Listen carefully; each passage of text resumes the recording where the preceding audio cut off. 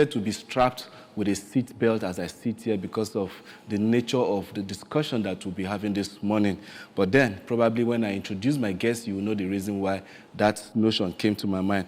In the studio this morning, we shall be talking about ensuring safety on Anambra roads. My name is still Ajinichukwu Okagwe, and joining me this morning to talk about safety on Anambra roads is Corps Commander Joyce Alexander, Sector Commander, Federal Road Safety Corps, FRSC, Anambra State Command. Wow, that's really, really interesting. You can see the reason why I said I should be strapped on the seat when I'm sitting, because I know it's an offense sitting next to somebody like you without being strapped. Good morning, Joyce. How are you doing? I'm fine, thank you. Good morning. You're laughing. Did I say anything wrong? I should have been strapped on my seat here. You're in a house, you don't need a seatbelt. When you're in the car, any vehicle, then you need a seatbelt. I need a seatbelt. Yes. Thank you so much. Yeah, talking about safety, when we're talking about ensuring safety on Anambra Road, you're talking about both the road user and then the occupants of a vehicle. Please, can you really tell us more about that in order to create more awareness on what we should do? In fact, the very first thing we should do the moment we step into a vehicle in order to embark on a trip. Okay, if you're talking about stepping into a vehicle, you're talking about the driver and the passenger, not the pedestrian on the road. Yes, the driver and the passenger. The driver, before you even step into your car, you should do what we usually call morning parade. Morning parade can even be done in the afternoon. Okay. What we mean by that is to check your vehicle, tires, oil, water, your fan belt, and every other thing to make sure they are working in the vehicle. Then you enter your vehicle. Of course, before you move out, you would first of all have what we call warming. You warm, so you run your ignition for some time before you move out. And of course, before you move out, you would have checked your mirrors, side mirrors, rear view mirror, everything, to make sure that they are well positioned. Then, your seatbelt, which you wanted to put on here, you put on your seatbelt. Now for the passengers, if you're entering a vehicle, if you're sitting in front, of course, seatbelts. Even at the back, there is provision for seatbelts. But right now, you know, in Nigeria, we are just emphasizing on the, we're enforcing right now on the front passenger seatbelt, while we still educate on the back passenger seatbelt. But as a passenger, once you enter your seatbelt on, should make sure that driver is in a good condition to drive you.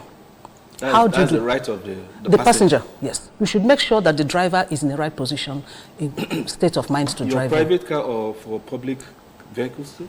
Even your private vehicle. I want to ask you a question.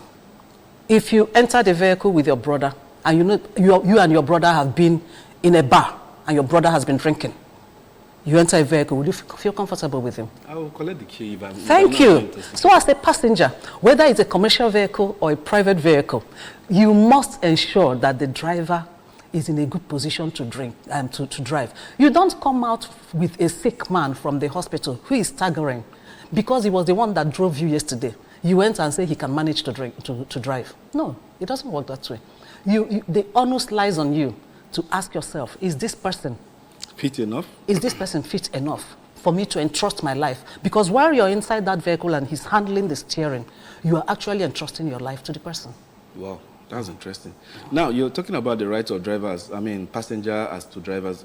When you go to parks and then you want to board a vehicle, you don't even know who the driver is. Then suddenly, after the vehicle is about to take off, somebody comes in and is drinking alcohol. What do you do?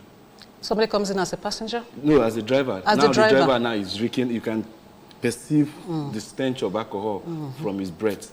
As a passenger, can you raise up your hand and say, this guy is not fit enough to drive? First, you make a complaint to the park authorities or the fleet owner, whoever. If that doesn't work out, work out. If that doesn't work out, W-O-R-K. Work out, W-A-L-K. Okay. Yes. You would tell me you've already paid. Yes, that's the very, the repeated reasons we always have. I've already paid. What is money compared to your life? Once I've had to drop from a vehicle that the driver was driving recklessly, In those days when you could pay 8,000, 10,000 naira from Owerri to Lagos, I've had to drop from a vehicle, even though I had finished paying, because I needed my life to be intact to get to my destination. So if you have a crash, the money it takes for you to treat yourself, that's if you are alive. Exactly. Check it. Or when you are now being put inside a coffin, which one is better? To forfeit the money you paid for your transport? Or now, some people, when you are on the road, you find out that the driver starts driving recklessly. It's not as if he was drunk when he started coming, but as he put the vehicle on the road, you find out he's overtaking dangerously, he's doing all manner of things. What do you do as a passenger? Caution him. Most times one passenger will be cautioning, the other passengers will keep quiet, and that's totally wrong. So it's one voice in the, maybe if it's a small vehicle, one voice out of maybe four voices, it won't carry any weight. Now target the next FRSC checkpoint. Yes. If you cannot go out, target the next one. Once they are stopping him, tell them, this vehicle is overspeeding. But you know the problem we have? Passengers will not do it. They will tell you, I don't want to waste my time. Yes. Most times the problems we have are we are the ones that create it. Passengers will not do it. They will tell you, if I tell them to arrest him, I'm going to be delayed where I'm going to. I'm going to spend more money going to where I'm going to. So they will keep quiet, which is wrong. How do we caution the driver? How do we bring the driver to order if you do not? So you're right as a passenger. Extend to you also cooperating with law enforcement agencies to say, this is what this driver is doing and it is not good. Well, that's interesting. I think there will be more sensitization on what you just said, because most people are not even aware of what you just, the information you just gave now. Now, still talking about ensuring safety on Anambra roads, most drivers don't understand common road signs. And there are some that you don't even need to go to school in order to understand that this means a sharp bend. And you see somebody driving recklessly, and when he's approaching that sharp bend, something happens. Accident, or maybe he loses control and then endangers or probably maybe injures or kills even passengers and other road users. What can FRSC do in order to create more awareness on drivers in order for them to know most of these road signs? So that I assure you, we are doing a lot. Not what can we. We are actually doing. But you know this thing they say, a tip of the iceberg. That's what it is, but we are doing a lot. And let me tell you, most times it has to do with how the driver got to start driving. Sometimes driving, you just buy a car and then you call your neighbor to help you drive around if you're living in an estate or a small road there. He helps you drive. It's trial and error. You bump on your gear and yes, and after 2 weeks or whatever, you don't go to a recognized driving school. You don't go there. So at the end of the day, you end up, you are not taught the rudiments of driving and the rudiments of the road. Because if you are taught that, we have what we call the highway code, which will show you the rules of the road, including the signs, traffic signals and signs of the road. A simple thing like a roundabout. You know the rules of the roundabout. If you're approaching a roundabout, you give way to the vehicle that is already negotiating the roundabout, and that vehicle is on your left. It's the same thing with if you're going on other rules of the road, except on special cases. If you're going, the rule says give way to traffic on the left, even on junctions and everywhere. That roundabout also is the core of that rule. As you're approaching a roundabout, there's a vehicle negotiating. You need to stop for that vehicle to yes. Vehicle, yeah. But we don't do it. In short, I don't want to name a state. There's a state where I was before. When I entered that state, I almost caused a crash for some days, for some weeks, until I got used to how they were. I will be approaching a roundabout. I will see somebody negotiating the roundabout. I will stop for the person to go. The person will also stop for me to go. And the people at the back will be horning, wondering what I'm doing. I'm giving you right of way to go. Then if I'm the one negotiating the roundabout and I want to go, I will see all of them putting their head. So I almost, yes, it was difficult for me to tell myself, no, these people are not obeying. Unfortunately, I kept writing to that particular state government to help me train at least their state-owned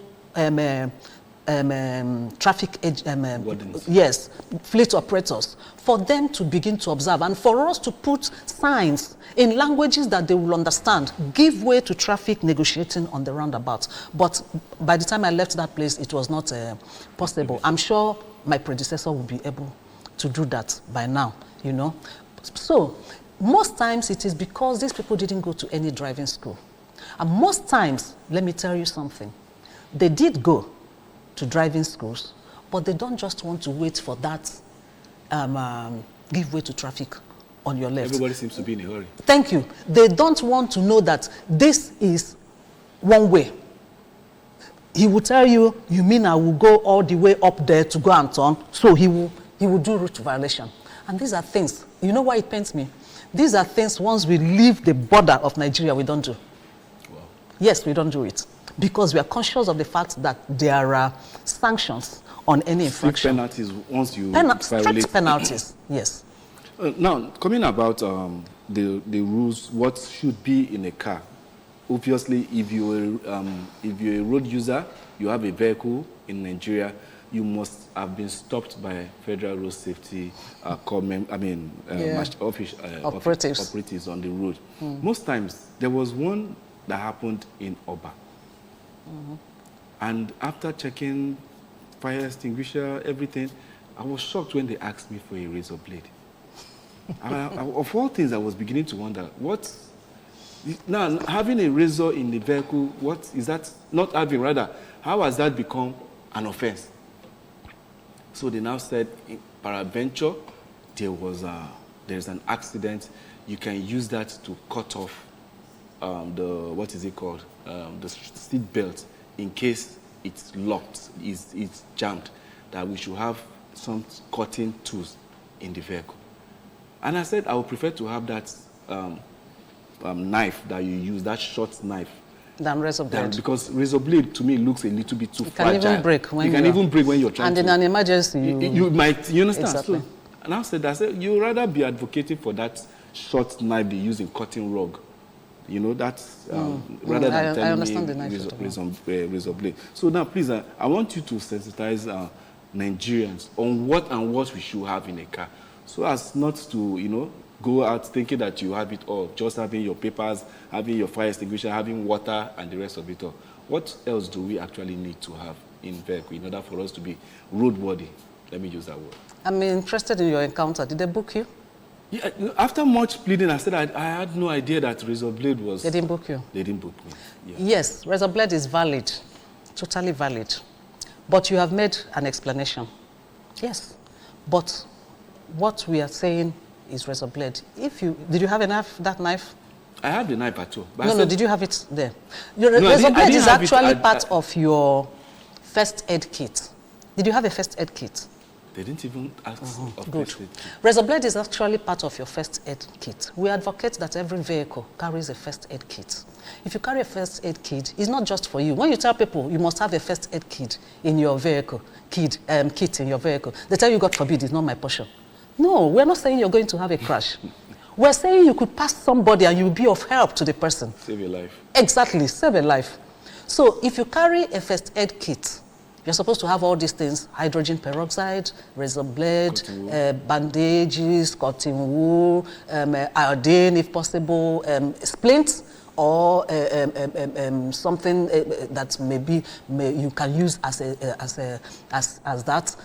Quite a number of things you should be carrying. Gloves, of course, Panadol, water, a small bottle of water, and all the rest of them. You're supposed to have all of that in your first aid kit in your vehicle, and that includes razor blade. Torchlight, you could get caught on the road in the night. You need your torchlight to open, because people that use their phone, that's not safe. Okay. Yes, the light of your phone to check inside your bonnet, that's not safe. We encourage people to use torchlights to check whatever they are checking, you know. So these are the things that you need to have in your vehicle. Now, fire extinguisher goes without saying. You need it. Anything can happen. And like I keep saying, it doesn't necessarily have to be in your vehicle. It could be somebody else. I've seen somebody's vehicle saved by fire extinguishers that other motorists brought out once his car was about to get inflamed. These are the things that you carry in your vehicle. What else do you carry? Of course, a spare tire should be in your vehicle. Of course, your jack, your tools should be there. Okay, I've counted gloves inside this. Of course, your brake oil, in case of anything, your brake oil and other. What you must definitely must not carry is anything called fuel in jerrycan. Well, we are having fuel scarcity now. Oh my God. we are having queues. Queues are beginning we to are having queues. Fuel is not meant to be in your jerrycan. Fuel is meant to be in your vehicle fuel tank. The danger of carrying that thing, if you were to drive through a place where perhaps something strikes, you stand the risk of that jerrycan getting ignited. If you were to have a crash, and like we say, God forbid, if you were to have a crash and that thing pours out, you stand a chance, the risk of your vehicle getting inflamed, that thing getting ignited. It is totally unsafe. It is totally, completely unsafe. Wow, that's another sensitization that needs to go around to people so as to people to know. Now, talking about ensuring safety on our roads, FRSC, saving lives. Ambulances being there to save lives in case of emergencies, accidents happening on the road. Mm-hmm. How effective is FRSC in saving lives of Nigerian road users? I think we are. You know, when you do things, you need to do impact assessments. And I think over the years we've been doing impact assessments. We are not where we want to be. I, for one, I know that we're not where we want to be. And FRSC, as an organization, we know we're not. But each day we keep striving towards it. If we bring crash data, and which will include data on those who survived the crash, we know that we are striving. Now, when we go to do rescue, because when all things fail, all our efforts at safety management, when it fails, the next thing you have is a crash. Good. Now, when you have a crash, when there's a crash, we have things put in place. When we go for a crash rescue, after rescuing, and that's why we're always reluctant to release figures of crash victims and those that died to the press, to the public, because as at that time you're not sure. If you go for a rescue and there are 6 people, maybe one person died immediately, you could take the others to the hospital. Even 30 days later, the next person could die through that same road crash. So we do follow up before we can release that. Be sure. What we can tell you that right now at the crash scene, 1 person has died. That's all we can tell you. But if you ask us, so how many people died from this crash, you will have to wait. We follow up, and there's something we call 6 treasured. What it means is that if there are up to, we've even reduced it now, I think to 2 or 3. If there are up to 2 or 3 people, 6, that died in that crash, we do an investigation to find out what really, but we think we're even reducing it. We are telling ourselves that we can't wait until 6. If up to 2 people die, you do an investigation to find out what brought about this crash, how can it be prevented, and all the rest of them. We're working in tandem with other global organizations on road safety management.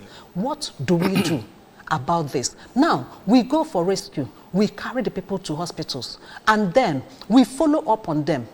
That's why, let me put in the issue of passengers manifest. Most times when we carry crash victims, if you call the numbers they put on passenger manifest, for those of them that even agree to fill it, you will find out that they put their own numbers. So when you dial the person's number, the effort is wasted, yes. We need to get across. When you say it, this Nigerian thing of God forbid is not my portion comes in. We are not saying it is your portion. You could even forget your luggage in the vehicle. They can call your next of kin to come and carry it. And that passenger manifest has your blood group in it. Some people don't even know their blood group. They will, if you're O negative, you put O plus. For somebody who is O negative and you put O plus, if they put that O plus for you, you are gone. You are actually gone. So if you're O negative, we expect you to put that O negative. Who is your next of kin? Put the person's next of kin. When you are dropped in the hospital, some people have died in hospitals because there was no one to come there and help clear their bills. No relative. So road safety, we can't do it for everybody. We can pay the initial whatever for that time. And then we'll keep checking up on you. We'll keep trying to contact your people. If you're lucid enough, conscious enough, and able to pick your phone and then call. But supposing you're not in a position to be able to call them, yes. And that's where also, I'm just running from topic to topic. Yeah. That's where hospital rejection of victims comes in. When we go to hospitals, we expect you. We are not hospitals. Yes, we have our roadside clinics. You're a federal government agency that can actually stand in. Because these are we're talking about saving the lives of Nigerians. Yes. Saving the lives of Anambra. Yes, we stand in. And we pick them to you. We bring them to the hospitals. When we bring them to hospitals, we expect you to attend to them. So don't tell us that you don't have beds again. We don't have beds. We have our roadside clinics. These are emergency. Exactly. We have our roadside clinics that offer immediate help and then rush them so that you can treat them especially professionally. So if we bring them there, we expect you to take care of them. I have had in my younger years as an officer, I have had to order my operatives that went for rescue to drop a burnt victim at the gate of the hospital. Then when there was no distance, it went viral on television, on national television. I've had to tell them, drop the corpse, the burnt corpse, in front of the hospital gate. Unfortunately for them, a journalist who came to that hospital that time saw when they were dropping it, asked what happened. They said these people refused to. The journalist used landline and called his office. His office rushed there with their camera and everything and took it. It was a national distance. It was a national topic. You know, we cannot carry them back. We don't have mortuaries. We don't have hospitals where victims can stay for 1 month or whatever. We just treat them for maybe 24 hours. Yeah. No, 24 hours is even too late. Too late. And we bring too long. And we bring them to you so that you can give them specialized care. Thank you so much, Sector Commander. Let us call for Street Walk, where we get to interview our street parliamentarians, let them feel the pulse and actually know how FRSC are really doing. Well, we'll be back after this short break. Don't go anywhere. You don't have to drink while driving. Like, if you have issues, keep it aside. Then after driving, you can pick up your issues. Like, a lot of people think while driving, like, it makes them like absent-minded. They'll be in the driving seat, but their mind is somewhere else. So for me, keep your thinking aside. Don't think too much while driving, and make sure you speed above your limit, because every car has a limit. Make sure you take your tires in the morning. Make sure you take good care of your car. These are the things that I think. And your seatbelt, I think they matters a lot. So for me, this is what I think. Now the agency in charge of regulating the person that drives should sit up. Now you don't issue licenses to anybody by proxy. You ensure that they are qualified to use the road. That is number one. And also there should be quality control. What do I mean? The vehicles that apply the road they should make sure that they look out for the type of cars that are on the road, maintenance culture and everything. And then you make sure that there are qualified drivers on the road. Those are key things you can do to ensure that the accidents on the road are reduced drastically. There are things that as a driver you should do. You know that before you leave your house, you check your oil, you check your brake, you check everything, and also you ensure that you are on your seatbelt. Those are safety measures. So these are the things that the agency in charge should orient drivers. You know, most of all these persons are ignorant of all these things. And when you do your job, the impact is that you create awareness. And then you won't find all these accidents that happen as a result of ignorance happening.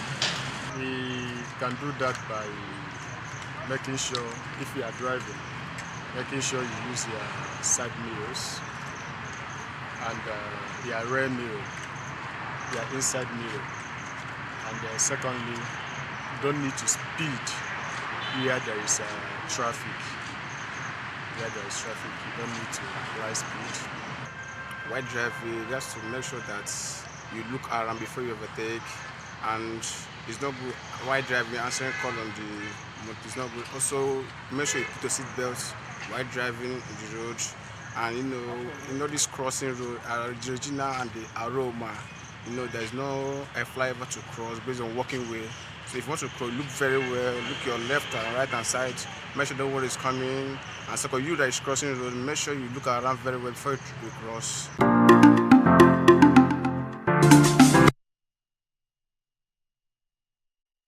Glad to have you back. We've heard it there from our street parliamentarians telling us the need for the Anambra to be very, very conscious of how they make use of the road. And one, Chimezie said that before you leave the road, just like the sector commander said there, that you make sure you check your vehicles, check your brake pad, check your vehicles, the oil level and the rest of it all, and then you can embark and then strap your seat belt on, and then you get to your destination.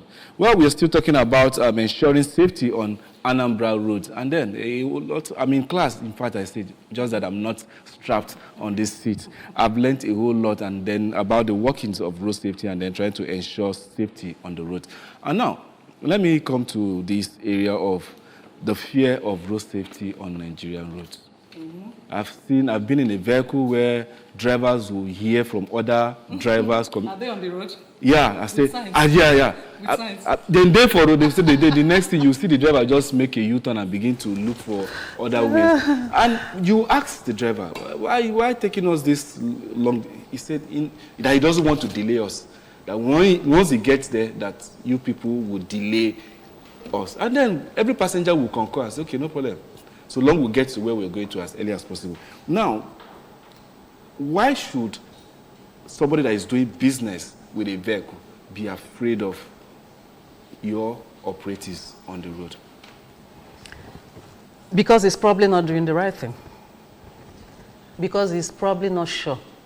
There's this thing we keep saying that no matter how good your vehicle is, no matter how good a driver you are, police will always stop you, road safety will always stop you, they will always arrest you. Because they stopped me and then asked me for razor blades. They had every right to ask you for that razor blade. And I asked you a question. I said, did they end up booking you? I pleaded. Yeah. We are also human beings. We have human beings on the road. And our individuality bears on us.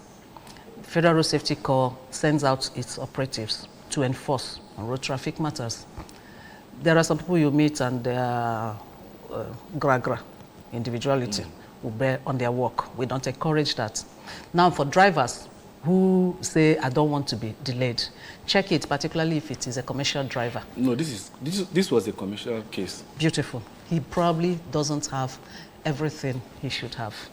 If you ask him for his driver's license, he probably won't show it to you because he probably wouldn't have it or it's expired. If you check his tires, it's probably expired. As he's going, he's probably not strapped. As he's getting close to road safety, that's when he straps and tells his driver, his passenger, because he has seat belt again. So these are things we have come to realize with them.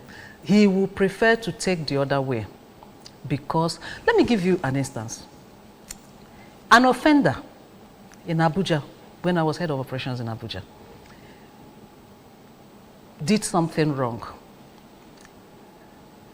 Rather than agree to be taken to the office, he was ready to pay a bribe for them to allow him to go. A commercial driver? This is even a private driver. This is even a private driver. And I asked him, so if I take your bribe now, and I allow you to go with what you have done now, if you go out there and you have a crash, are you going to pay to be exempted from any injury? Are you going to pay? You don't offer, you don't run away when you know this is what you should do. You don't offer bribe for you to be covered, for you to be released when you have done something wrong. But that's the mentality of Nigerians. So when we see road safety is on the road, we want to turn like this, we want to avoid them. And the passenger tells you, I beg, make them no delay us. Is that something I'm talking about? That driver probably has been overspeeding. The tire probably has been doing like this. The vehicle has been doing like this. You as a passenger, it doesn't touch your head. And let me say this. In the event of a crash, if there are 2 vehicles, the risk of death is 2 drivers to 8 passengers. And most times the drivers don't die. Most times 2 drivers to 8 passengers. If there are 2 vehicles. Wow. 2 drivers to 8 passengers. That's the average. Now, those drivers may not even have a crash. It may be the passengers at the back. Why am I saying that? There's this thing we call defense mechanism. It happens even when you're driving. You are approaching danger. The chances are that you swerve. Once you swerve, that thing is hitting the passengers. Instinct. Because you're the one holding the steering, so you want to protect yourself. If it's coming like this, there are chances.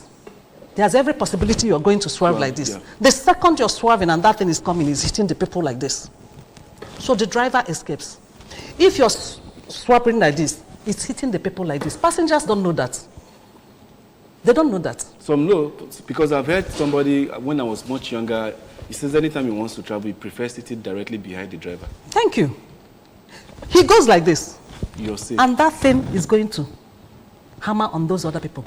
Even some people that know it don't even put it into consideration. So if your driver is misbehaving, if your driver is dodging federal road safety, and there is something that you see the driver is doing wrong, speak against it. And we have our numbers. That would be important, because people need to really actually know their rights whenever they are boarding vehicles, so as to save themselves and probably maybe the life of the driver. So maybe before the end of the program, because we still have a little time here to talk about that. Now, we'll definitely get to those numbers and then we'll get to know. Now, what about you get to the park, you see all sorts of things being sold at the park where you're about to board vehicles, non-alcoholic drinks, alcoholic drinks, drivers having a field day, drinking, and you don't even know who the driver is, but you could see somebody there maybe as early as 7, 8 o'clock in the morning, the person is already getting intoxicated. Only for you to now probably want to now board, and then you see that person that has been drinking 3, 4 bottles now sitting at the driver's seat, and you begin to wonder, Ogana, you be the driver. So now you want drivers, now you don't need. You know, how do the road safety, ensuring lives of our passengers, safety of Nigerians and in the Anambra, ensure that we don't have alcoholic beverages sold at motor parks, so as to reduce the incidence of accidents on our highway? We work with NDLEA. Can it actually be achieved? Let me Yes. even start with, can that be achieved, as in Yes. to stop the sale of alcoholic drinks Yes. in parks? Yes, it can be achieved. It can be achieved. We work with them. Like I keep explaining, we don't enforce, we don't go into parks and we say you can't sell alcohol in this park. No, that's not our place. The local government, task force, NDLEA, those are the ones that do it. What we do is to keep pushing. Part of the responsibilities of the Federal Road Safety is to make recommendations to relevant governments and organizations on what needs to be done to achieve safety on our roads. So those recommendations, we will keep doing it to relevant agencies. And in this case, it is NDLEA for that distance. We collaborate with them. We work on collaborations, partnerships. We can do it, we can do task force, but as a direct communication, contact with these people, what we do in parks is public education, public enlightenment, both to the drivers and the passengers. We do what we call early morning cry. What do? We go at a time when, particularly for the long distance drivers, we go at a time when we'll be able to catch them before they leave. So by 7 a.m., most of us are in parks, in different parks. We go there, we talk to them. And part of the things we talk to them, if you see your driver doing what is not right, please report him. Report him. Now, we talk about it to them, and then we educate them. It's not just drinking before driving. It's not just that. So many other things. But when we get out on the road, and we think a driver, by the way the driver is driving. Yes. Or you come close to a driver, you are stopping him, you come close, and the thing oozes out. Exactly. We have alcoholizers that is in every patrol vehicle. Okay. Those alcoholizers, we use them and we test the driver. Wow. And if the driver is drunk, we impound your vehicle. With the passengers? We impound, we try to put the passengers in other vehicles. Okay. Yes, even for overloading. When we remove you, we try to put you in another vehicle. But if you are the driver, sometimes if you're the passenger that is constituting the overload, we'll bring you out. You can stay there, but you look for another vehicle. You know why we're doing that? We want to discourage passengers because this thing is a dual responsibility. We want to discourage the passenger. If you remember the inconvenience of being removed from the vehicle to look for another vehicle, when they tell you to enter that last, this thing that makes you to constitute an overload, you will not. You remember what you went through the last time. But for drunk driving, we will remove the passengers, we will look for another vehicle for them, and we will impound that vehicle until your senses, alcohol has returned back your senses. Until you're back, and then you can definitely have your vehicles. Now, talking about overloading, there's this popular parlance that waiting concern Agbero with overload, because the money for the overload actually is collected there at the park, and then the inconvenience is being suffered by passengers, because sometimes you don't get to close the boot and the fumes from the exhaust keeps filtering in and then making the journey, the entire trip, very, very uncomfortable. Can a passenger in a vehicle meet your operatives on the road and say, this journey is no longer interesting? For something that I paid for, I'm no longer getting the comfort. What can be done? Because these fumes of exhaust is getting in and it's making me uncomfortable. There was a case where we traveled and then a lady was vomiting in the vehicle. And what was the reason? Because she said the fumes were intoxicating and she made a mess of the place she sat down. So people were telling the driver, "Oh God, you were the overload." She said that she be the only person where she they carry. How she could vomit inside motor and stuff like that. How can we cope this? Because you don't even know the health challenges of some passengers. Some passengers come down, tell the driver that, please, before you approach a filling station, let me come down. Because they can't stand the smell of fuel. You understand? So what sensitization are you or your operatives, your organization is doing in order to ensure the lives of Nigerians in the Anambra and then road users based on this? Like I keep saying, as a passenger, if you can't take it, walk out. Forfeit your money. Your money. Yes. It's only when you get to where there's a road safety of operatives that you can start complaining. Anything could happen even before you get to that place. Because somebody could be asthmatic and then... Yes, anything could happen before you get to that place. So if you can't take it and you know you can't take it, walk out. I wish I could show you some of the pictures in my phone now. We have what we call TOCO, Total War on Overloading and other offenses. Now, we just finished that one this last 1 week. Just last 1 week. If I show you pictures on my phone that my component commands sent to me, you will see overloading on the roof of the vehicle. The back is like this, and it is an eyesore. So we've been arresting them all over Nigeria. For every road safety command now, we are just concluding that operation. Talking about overload, I want to talk about the overload, the mixed, what we call in FRSC mixed overloading, which is claiming lives seriously, where you have people with farm products filled up in the vehicle and passengers are sitting on top of the farm product? Yes. Wow. It's everywhere. Wow. It's everywhere. It's in the north, it's in the south, it's everywhere. And when there's a crash, those passengers are dislodged.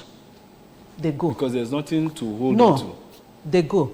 even carrying sand and all this concrete, whatever, in tippers. Yeah. And you see the people that help in offloading them, they are sitting on top. That is very dangerous. We have had to, we have records of crashes that are innumerable because of that. And that's part of our public enlightenment now. And enforcement. We educate and we enforce once we say it.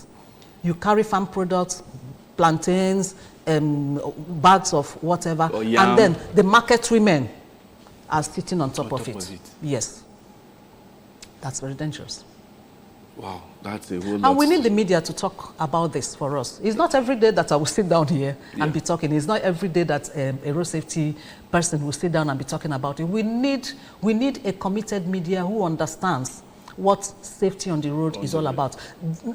If I say 70% of travels in Nigeria is by road, I may even be under... I think it's more.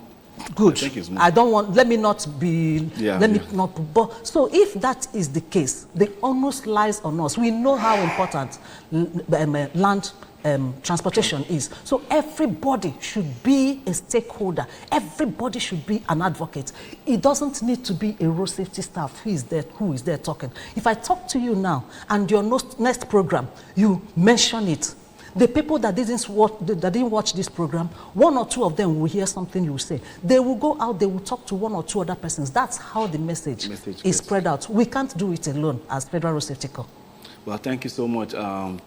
Joyce Alexander, the Sector Commander, Federal Road Safety Corps, FRSC Anambra State Command, thank you so much for giving us the opportunity to actually talk about ensuring safety on Anambra roads. Like you rightly said, the media has a huge role to play in making this message get down to every nook and cranny of Anambra State and then Nigeria at large.